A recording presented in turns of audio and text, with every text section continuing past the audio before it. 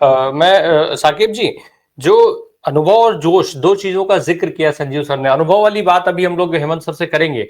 राहुल गांधी के लिए जो बात हो रही है, क्या वो इस यात्रा में नया जोश भर पाएंगे?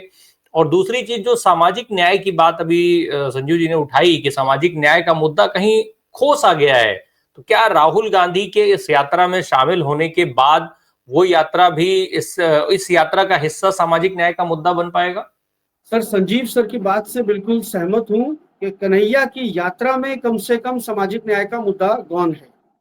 नौकरी और पलायन का मुद्दा प्रमुखता से उठाया जरूर जा रहा है, लेकिन राहुल गांधी जिस मुद्दे को लेकर पैन इंडिया माहौल बनाना चाहते हैं, हाथ में संविधान लेकर वो संसद भवन जाते हैं, हाथ में संविधान लेकर वो यात्राओं में जाते हैं, सार्वजनिक सभाएं करते हैं, वो जो टेम्पो क्रिएट करता है, वो जो इमोशन क्रिएट करता है पिछड़े वर्गों में, अति पिछड़े वर्गों में, दलित में, महादलित में, या जो जो शोषित वंचित वर्ग है उसके अंदर जो एक उत्साह पैदा करता है, कन्हैया कुमार की इस यात्रा में वो उत्साह, वो पैशन शोषित वंचित वर्गों का सामाजिक न्याय के संदर्भ में नहीं दिखाई देता है।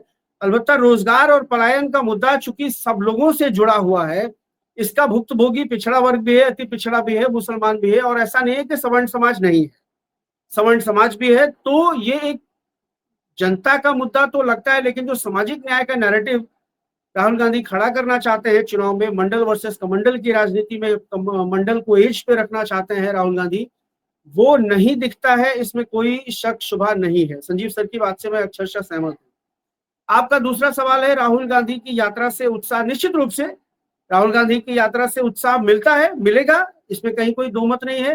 राहुल गांधी ने भारत जोड़ो यात्रा की, भारत जोड़ो न्याय यात्रा की, और उसमें जिस तरह का पब्लिक रेस्पॉन्स उनको मिला है, सिर्फ राहुल गांधी को पब्लिक रेस्पॉन्स नहीं मिला है, बल्कि राहुल गांधी की जो वो पप्पू वाली इमेज थी, उसको भी इन यात्राओं के माध्यम से राहुल गांधी ने डिस्ट्रॉय किया है, ध्वस्त किया है। और अब हाल ये है कि गोदी मीडिया का कोई भी प्रोपेगेंडा एटलीस्ट राहुल गांधी को पप्पू साबित करने का जो चलता है, वो जनता के मन मस्तिष्क पर उस तरह से असर नहीं करता है जिस तरह से आज से 3-4 साल पहले किया करता था, या कोविड से पहले की जो परिस्थितियां थी उसमें वो कर जाता था। क्या राहुल गांधी वाकई लेमैन है, पप्पू है? लेकिन अब वो चीजें नहीं है, उनकी इमेज बिल्डिंग हुई है और बहुत स्ट्रांग इमेज बिल्डिंग हुई है, इसमें कोई शक नहीं है। सर साकिब जी, मेरा आपसे एक तो सवाल है कि जो हम अभी बात कर रहे थे हिंदू मुस्लिम सामाजिक न्याय अगड़ा पिछड़ा, क्या बिहार के इलेक्शन में ये चलेगा, यही चलेगा, या फिर मुद्दों का भी कुछ रोल रहेगा? क्योंकि प्रशांत किशोर की यात्रा रही, उन्होंने मुद्दे उठाए, कन्हैया कुमार यात्रा लेके चल रहे हैं, उन्होंने मुद्दे उठाए, तेजस्वी मुद्दों की बात कर रहे हैं, तो मुद्दों का भी रोल कितना रहने वाला है? दूसरा एक और सवाल है मेरा, आप हाथ पर पट्टी बांध करके बैठे हुए हैं, तो जरा आज इसकी खबरें और भी जगहों से आ रही थी, उस पर भी स्पष्ट करिएगा अपनी बात। सर, जो हमारे प्रतिनिधि संगठन है, देश भर के प्रतिनिधि संगठन है, उनकी तरफ से पहले नीतीश कुमार की अवतार पार्टी का और चिराग पासवान की अवतार पार्टी का बाइकआउट किया गया था, और उसके बाद कल उनकी तरफ से, आज चूंकि रमजान का आखिरी जुमा है, अलविदा जुमा जिसको हम लोग कहते हैं, तो इस अवसर पर उनकी तरफ से ये अपील की गई थी कि मुसलमान जुमा की नमाज पढ़ने के लिए जाएं तो वो बाजू पर काला पट्टी बांधकर दिन भर अपना प्रतीकात्मक प्रतिरोध वक्फ संशोधन अधिनियम के खिलाफ दर्ज करवाएं। तो ये उसी की कड़ी है जो अनाउंसमेंट हुई थी, जो आह्वान किया गया था तमाम संगठनों की तरफ से। एक ज्वाइंट अपील थी, all India Muslim personal law board, इमारत शरिया, जमात इस्लामी और जो दीगर संगठन है, 7-8 ऑर्गेनाइजेशन है, ये उनकी एक ज्वाइंट अपील थी जिसको सब लोगों ने आज एग्जीक्यूट करने की कोशिश की है। ये उसी का एक वो है। और चूंकि मैं आपकी डिबेट में बैठा हूं तो इसलिए भी मैंने लगाया हुआ है कि ताकि लोगों को और भी पता चले। इसको अदरवाइज नहीं लेंगे आप सब लोग, ये हमारा एक लोकतांत्रिक अधिकार है।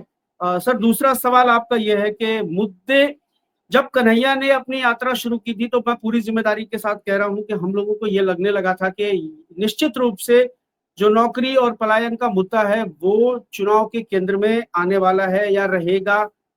और तेजस्वी यादव ने जिस तरह से माई बहन योजना और फिर उसके बाद अलग अलग योजनाओं का ऐलान किया कि वो 500 पेंशन बढ़ाएंगे और वो तमाम चीजें हैं, वो सिलेंडर का दाम कम करेंगे, वो तमाम चीजें निश्चित रूप से महागठबंधन एनडीए को सवालों पर जवाबदेह बनाने की कोशिश करता हुआ दिख रहा था। लेकिन पिछले 1-2 दिनों में जो प्रकरण सामने आया है जैसे वो अभी ईद वाला मामला हुआ है, उसमें भारतीय जनता पार्टी के एक विधायक ने, मंत्री अभी जो मौजूदा मंत्री भी हैं, छातापुर से विधायक हैं, अभिनेता सुशांत सिंह राजपूत का चचेरा भाई बताया जाता है उनको, उन्होंने बयान दिया है कि मुसलमान ईद की नमाज जाके कब्रिस्तान में पढ़े, जगह नहीं है तो छत पे पढ़ ले। अरे भाई, छत पे कहीं नमाज होती नहीं है ईद की।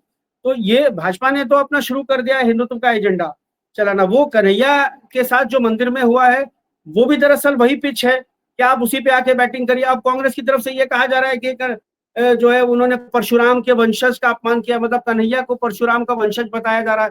कांग्रेस फिर कहीं ना कहीं वही भूल करने जा रही है जो वो पहली करते आई है, लगातार करती आई है, कि आरएसएस की बनाई हुई पिच पर जाकर आप बैटिंग करना शुरू कर देते हैं और आरएसएस या भारतीय जनता पार्टी को वहां से जो है चुनाव में एज मिलना शुरू हो जाता है। तो बहुत ईमानदारी से अगर कांग्रेस को कोशिश करनी है तो कांग्रेस मुद्दों पर फोकस्ड रहे, इन सब जो गैर जरूरी बातें हैं उन पर उसको नोटिस नहीं करना चाहिए।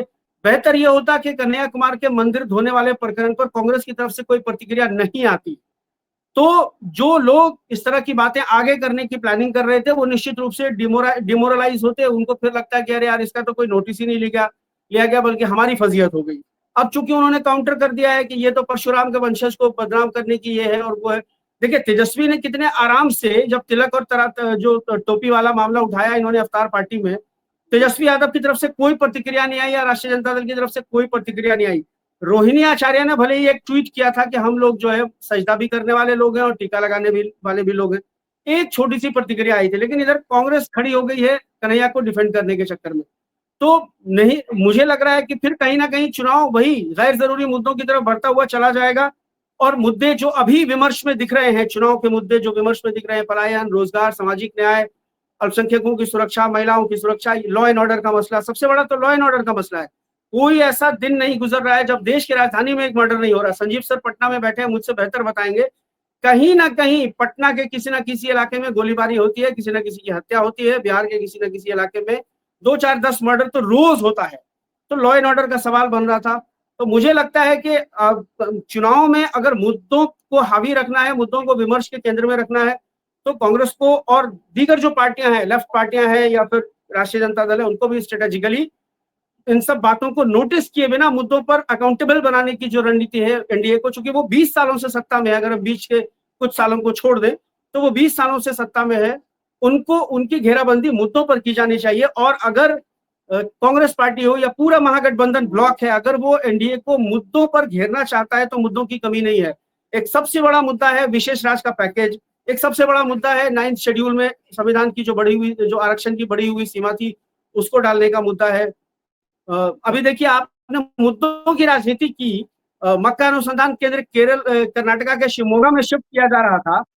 तो मैं ये कह रहा हूँ कि जब मुद्दों पर आपने राजनीति करना शुरू किया तो देखिए मुद्दों का रिजल्ट मिला। वो भारतीय जनता पार्टी मक्का अनुसंधान केंद्र के मामले पर बिल्कुल बैकफुट पे दिखी और उसको शिवराज सिंह चौहान को पार्लियामेंट में ये घोषणा करनी पड़ी कि मक्का अनुसंधान केंद्र बेगूसराय से कहीं शिफ्ट नहीं होने जा रहा है। तो मेरा ये मानना है कि अगर आप मुद्दों पर चुनाव को फोकस रखना चाहते हैं तो इन गैर जरूरी मुद्दों से बचिए, उन पर प्रतिक्रिया देने से बचिए और एक के बाद एक जो आपके पास मुद्दे हैं उनको लेकर के जनता के बीच में जाइए। और अगर आप ऐसा करते हैं तो निश्चित रूप से चुनाव मुद्दों पर ही होंगे। भारतीय जनता पार्टी के पास कुछ भी नहीं है, वो तो हिंदू मुस्लिम करने का प्रयास साम दाम दंड भेद करती ही रहेगी, क्योंकि उसके पास उसकी यूएसपी और कुछ है नहीं।